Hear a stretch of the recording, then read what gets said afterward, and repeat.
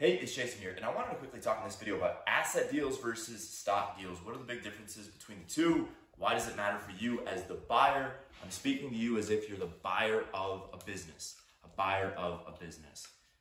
Mostly talking about deals between 1 million to say 5 or 10 million, which is where I've had experience in that small deal size relative to huge private equity firms. Okay, so the key distinctions.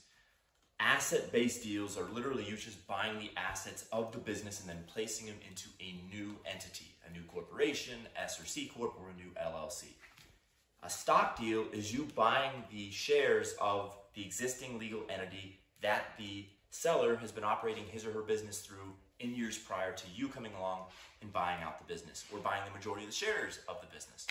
Right, so first of all, with a stock deal, you can buy a percentage of the total shares of the business. In an asset deal, it pretty much by definition has to be 100% buyout because you're buying all the assets and placing them in a new entity. I guess in theory, you could buy several of his trucks or several of his pieces of equipment or some of his AR in an asset deal, but it's really not anything I've ever heard of.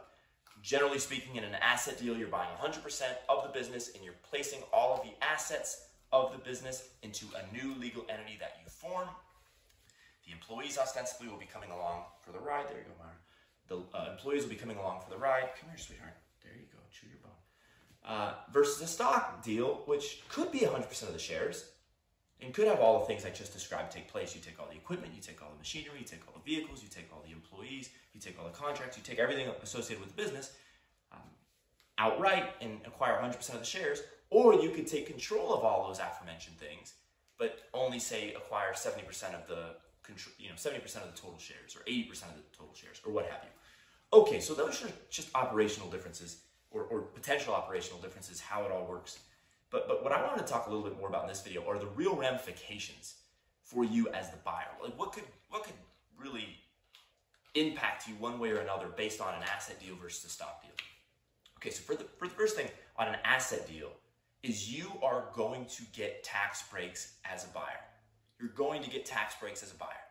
Talk to your CPA, talk to your accountant as to why and all the distinctions there, but you are going to get tax breaks as a buyer when you buy a business through an asset deal as opposed to a stock deal.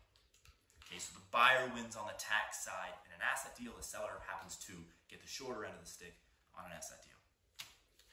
Obviously, a stock deal is the inverse. On a stock deal, the seller is going to love a stock deal. The buyer is not, all things created equal, going to get as good of a tax break on that side.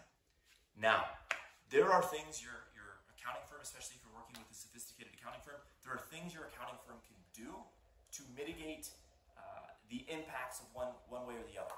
Okay, so there are different elections if you do a stock deal that you can engage in, a 338H10 election, or a this and that B14 election, and now I'm just having some fun. There's a whole bunch of different elections. I don't know that world particularly well. I'm not a CPA. I'm not an accountant. Talk to your accounting firm. Talk to your accountant about that. But there are things you can do as a buyer to get a better break in a stock deal if you do a stock deal. But the asset deal is the simplest way to save a lot of money on taxes and to give yourself future tax breaks in the subsequent years when you file your tax returns after you buy a business through an asset sale. Next, liabilities. An asset deal is going to ensure that you don't take on any of the existing liabilities. Come on, Mark, what are you doing, baby? Any of the existing liabilities on an asset deal, you're going to leave those at the door because you're literally forming a new legal entity. Okay, so it's a brand new legal entity, no history, and so by definition, no liabilities, no lawsuits, no liabilities. Simplest way to say it. Stock deal is the opposite. You're acquiring everything associated with the business. The good and the bad and the ugly.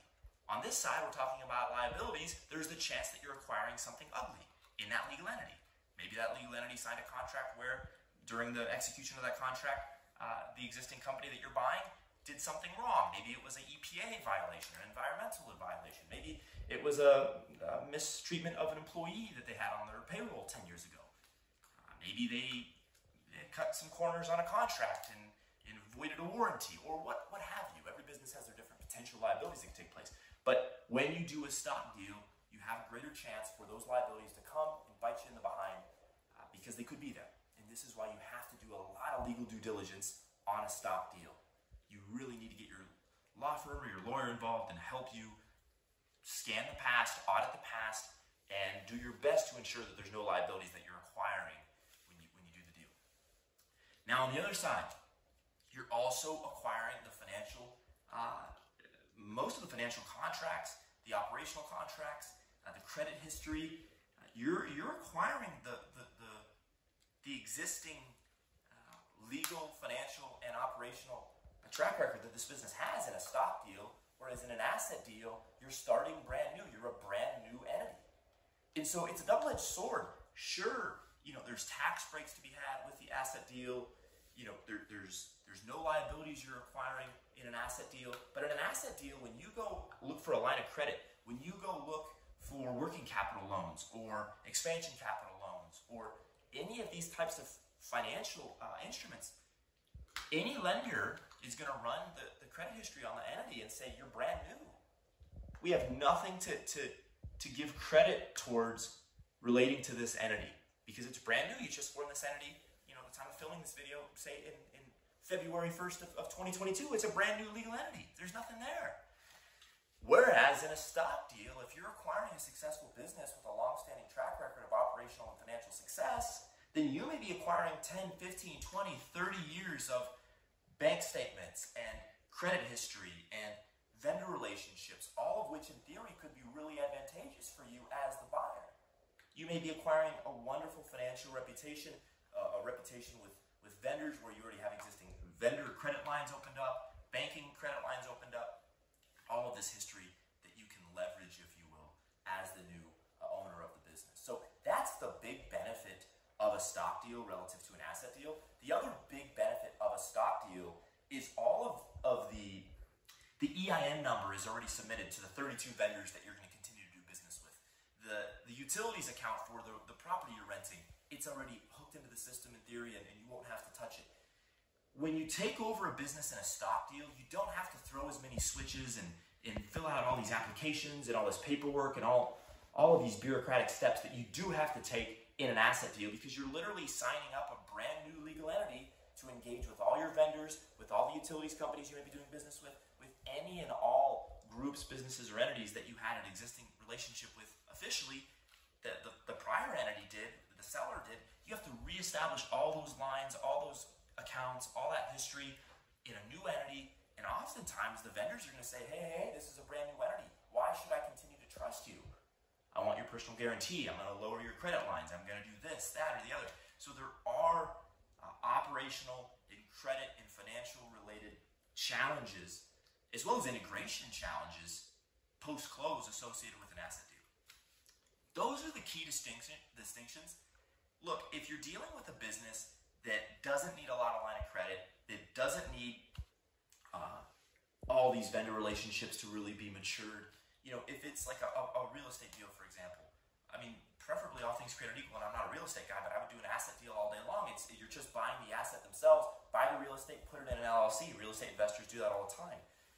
So there are certain businesses where an asset deal is the right way to go. There's other deals where a stock deal is the right way to go. I mean, if you're acquiring really important contracts, you need to buy the stock because not buying the shares of the business will, in theory, nullify all those really important contracts that say are providing you recurring revenue in this business that you just acquired. So there's really a lot more to say than just do an asset deal, do a stock deal. It depends on your circumstance. You have to be thoughtful of all the pros and cons of both and then really weigh them out. Really weigh them out. I can say firsthand that in the past we've done asset deals. Going forward, we're exploring more of stock deals because as the deals get a little more complex and as there are more contracts that we really are thoughtful of and the vendor relationships that we're looking at, we're moving more and more into considering stock deals. We're evolving our strategy as an entrepreneur, as a group of entrepreneurs, and as an investment group. We're updating our strategy all the time based on our changing needs, the pros and cons of both. So that would be my final piece of advice for you. It's not black and white. Talk to your lawyer, talk to your accountant, talk to your business partners, make the right decision for where you're at in your business. All right, with that, if you've liked the video, subscribe, thumbs it up, share your comments below, and I'll talk to you in the next one. By the way, hit the notification bell so you get notified the next time we have a video. Thanks, talk to you soon, bye-bye.